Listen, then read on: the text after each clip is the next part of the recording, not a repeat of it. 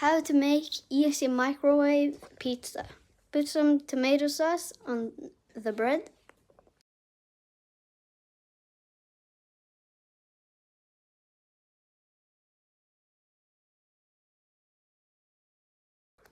And then take some cheese and put it on.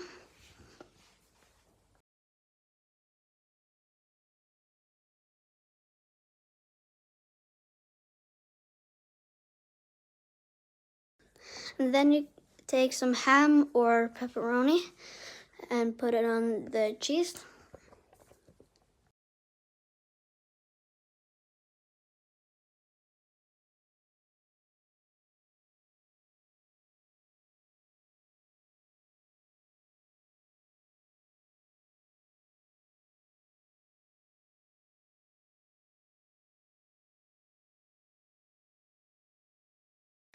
And then put it in the microwave for 1 minute.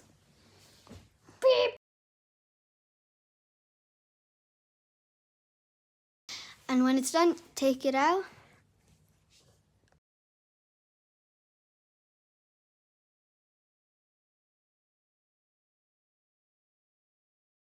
And lastly, enjoy it.